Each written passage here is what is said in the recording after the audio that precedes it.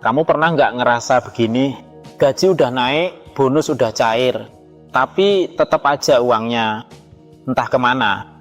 Padahal kamu ngerasa nggak belanja banyak, nggak hedon, nggak foya-foya, tapi tetap aja uang selalu habis sebelum akhir bulan.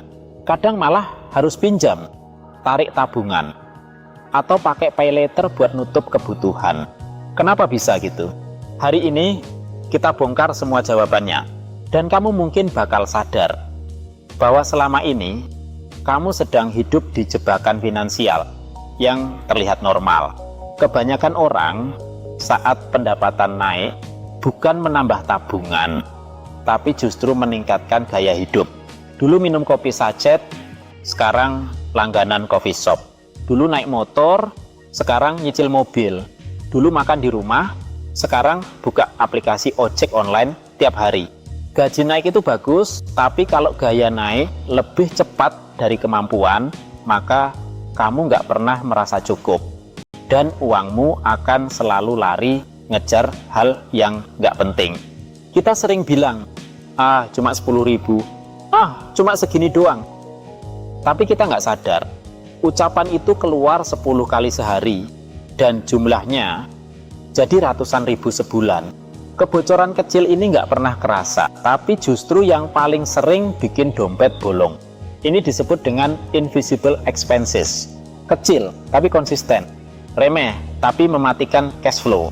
Coba jujur, kapan terakhir kamu catat pengeluaran harian?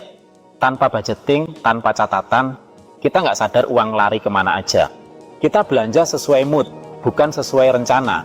Padahal uang itu harus dikasih perintah, bukan dibiarkan bebas. Orang kaya punya satu kebiasaan penting. Mereka tahu kemana uangnya pergi. Bukan cuma tahu dari mana uangnya datang. Nggak enak dilihat miskin, tapi lebih nggak enak hidup palsu demi kelihatan kaya. Kita beli barang bukan karena butuh, tapi karena pengen dianggap mampu. Kita posting biar dilihat keren, tapi realitanya dompet ngap-ngapan. Kalau kamu hidup buat pujian, maka kamu akan mati karena tekanan. Saat kamu nggak punya dana cadangan, setiap kejadian kecil bisa jadi bencana besar. Motor rusak, anak sakit, orang tua butuh biaya mendadak. Tanpa dana darurat, akhirnya kamu gali lubang tutup lubang, pinjam sana sini, dan uang habis bukan karena belanja, tapi karena nggak siap menghadapi hidup. Banyak orang gajian, tapi bingung duluan. Bingung mana yang harus dibayar dulu, mana yang bisa ditunda, mana yang harusnya disisihkan. Tanpa prioritas, akhirnya semua kelihatan penting. Dan uang yang seharusnya bikin hidup tenang, malah bikin pusing. Uang itu ilmu, bukan cuma alat transaksi. Tapi kita belajar matematika, IPA, IPS, tapi nggak pernah diajarin gimana cara atur uang. Akhirnya kita kerja keras, dapat gaji, tapi nggak tahu cara kelola.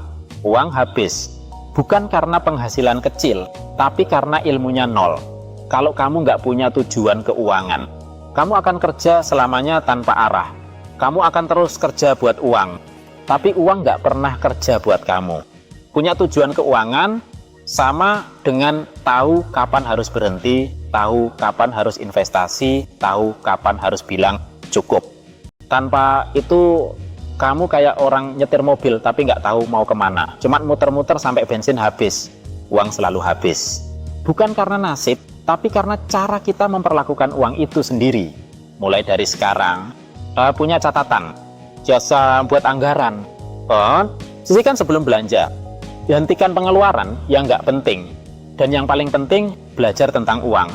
Karena yang bikin kamu kaya, bukan gaji tinggi, tapi kebiasaan sehat yang konsisten.